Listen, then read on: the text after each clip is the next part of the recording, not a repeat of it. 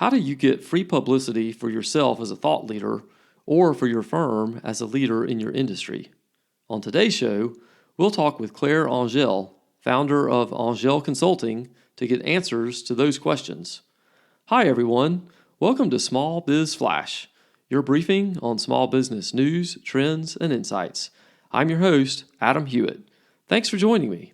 Stay tuned as we discuss publicity, how to get it, and how it's different from marketing. That's coming up, but first, the news roundup.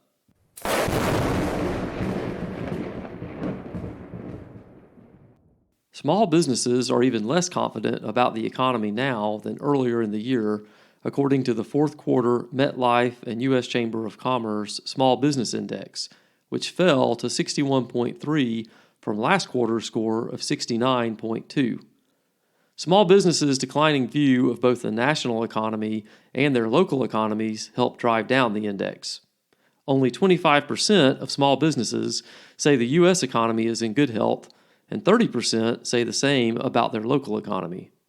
Ironically, small businesses have a generally rosy view of their own futures. 65% expect revenue to increase next year. Nearly half of small businesses report searching for, recruiting, or interviewing new talent in 2023, and 60% say it's challenging to keep up with their employees' salary expectations or demands. The National Labor Relations Board's new joint employer rule is continuing to face opposition from small business groups and from some lawmakers. The U.S. Committee on Education and the Workforce voted earlier this month 25-20 on a resolution allowing Congress to undo some NLRB rulemaking. The joint employer regulation, which was set to go into effect on December 26th, but has since been pushed back to February 26th of 2024, expanded the scope of the previous rule. So under the new rule, the NLRB can hold multiple businesses jointly liable for the same employee in the case of a labor law violation. The new rule also faces opposition in the U.S. Senate, but even if both the House and the Senate pass measures to undo the rule, it may face a veto by President Biden. Payments.com has released new data giving more perspective to the ongoing credit squeeze facing small businesses. Young and smaller companies are particularly hard hit, according to the research. Those with less than 3 years of activity and under $150,000 in revenue want 26% more financing than what's available. One big disadvantage these businesses face: they usually have lower credit ratios, making them less desirable to lenders.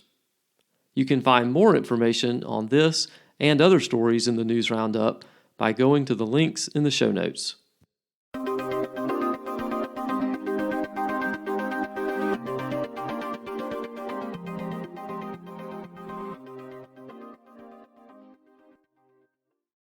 Hey owners, allow me a quick moment to tell you about our sponsor, SBS Accounting and Advisors. Many entrepreneurs struggle with maintaining their business's finances, but you need to enjoy your business and get back to doing what you do best. I know the folks at SBS, and you can trust them to professionally manage your bookkeeping, accounting, taxes, and payroll. So go to sbsaccountants.com today to set up your free 30-minute consultation. Use the promo code FLASH to get 20% off your setup fee. Again, that's sbsaccountants.com.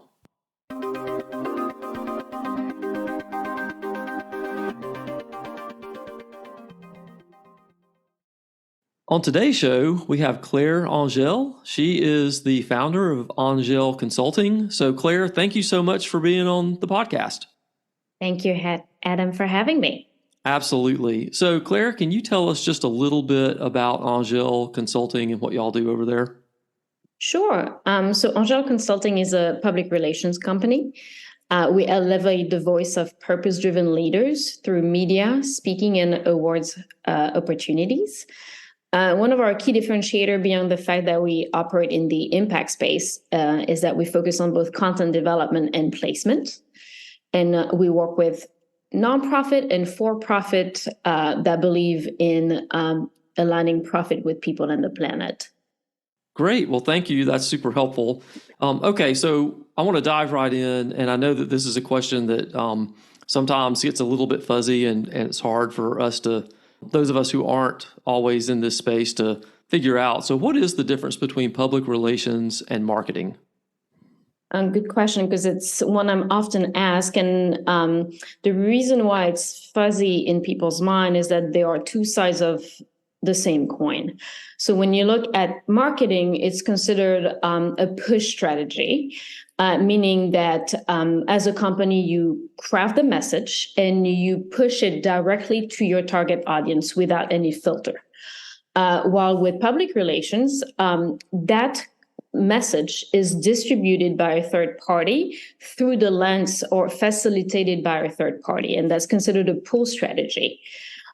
So I like to use the dating analogy to distinguish the two. Is Okay. if you're on a date and you're telling your date how wonderful, smart, generous you are, that's marketing. PR would be you asking their best friend or your best friend to share the exact same attribute, but through the lens and the voice of a third party. Yes. And so the power of PR is that it helps build trust, because you're not the one delivering that message. It helps build a connection with the audience that is not necessarily the case with marketing. So, Right. but the problem is you don't control necessarily the message. That's why people have a little bit of fear associated with marketing, but that's the reason why it's so powerful. Right. And why you have that trust factor. I think that's a great analogy. And I think sometimes entrepreneurs and small business owners do have maybe a little bit of an irrational fear that they're going to lose control of the narrative or the message. And you may lose a little bit of control, but what you gain by having that added credibility is really worth it. So you need to just kind of get over that, frankly. But that's a great analogy, and I think that really sticks. Thank you. And yeah, I would just say that, the fear is there.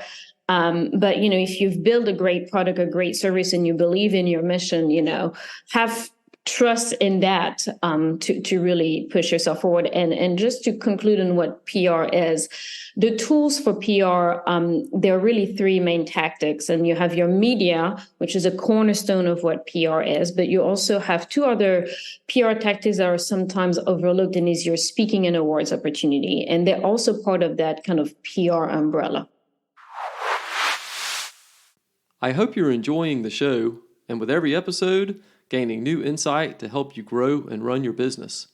I work with small business owners to create successful strategy, operations, and marketing. So tell me about your business's challenges, and let's grow your business together. Email me at adam@smallbizflash.com. That's adam@smallbizflash.com. So I want to then jump into kind of the next question, which is especially if I'm a small business owner, maybe I've just got a few employees, I don't have a national, reach kind of thing. How do I get publicity for either myself or my firm? And a lot of, listeners, they are maybe the primary salesman or saleswoman for their company. So how do they get publicity? So I think needs to be a method to it, because too often I see people trying to do it themselves, and they start with the message. And while defining the message is important, that's not where a company and a business leader should start. First, I think before you start any PR, you need to ask yourself why you're doing PR and really have established your goals. Is it to increase your sales? Is it to shed light on an important societal issue? Is it to promote a caring culture in the workplace? So really start with your goal setting. Mm-hmm. From the goal setting, then go into, defining the audience and therefore the outlets that serve that audience, so that you kind of reverse engineering from the goals. Right. Immerse yourself in your audience. If you're looking at, my target audience is women between the age of 25 and 50 living in the Midwest. Well, just do your research and start building a list of, outlets, conferences, podcasts that this type of demographics tends to gravitate around. So Okay. once you have your list, you have your audience, before you then you have the message component. What is that audience? How can I serve that audience? And I use the word serve because for me, that's really a cornerstone of PR. You're in the relationship business. And so you should come from a place of generosity and paying it forward. Don't see it as transactional. I'm going to pitch an outlet to share my story. It's really about, okay, how can I serve that audience with my insight, with my story? And really come Right. from that place of bringing meaningful insight and really bring value. Right. And with that, you really build a relationship with a reporter, with a platform, with an audience, and you'll be invited back. Because too often people look at PR as a self-serving tool, and it's really not the right way to go about it. Yeah, no, absolutely. And it's the same, that's kind of the same sort of advice that I give folks, even with like social media, right? When you're posting on social media, you need to be sharing valuable information that helps other people. You don't need to always be pushing, what your product or service is. You need to be helping people and serving people, and they'll come to you for whatever it is that you're offering them. Absolutely. And I often say, except if you're in a highly patented type of business, I'm all about sharing the secret sauce. Because at the end of the day, That's right. You're going to emerge as an expert, as a subject matter expert in that topic. And so more often than not, people don't want to, do it themselves. And so they'll come to you eventually to do it for them. That's right. Even if they know how to do it, which they're not going to become experts. Even if you tell them how, they still aren't going to be able to do it really. And even if they could, they don't want to. They don't have time and they don't have energy. And it's crazy to think that you're going to really give away everything that you know how to do. That's one of those unfounded fears that people are afraid of, but it's very rare that actually is even possible. So I love that advice. That's great. Well, Claire, thank you for being on the show. This has been super helpful. Some great insights. Really appreciate it. Everybody, if you want to get in touch with Claire, we're going to have all of her contact information in the show notes. So you'll be able to get in touch with her and her consulting agency. So again, Claire, thank you for your time today. Thank you, Adam, for having me. And I hope that that was helpful information for your audience. Absolutely. Thank you so much. That's this week's show. Please tell someone about the podcast and rate and review it on your favorite podcast app. That helps others find the show. I really appreciate it, and I'll see you next time.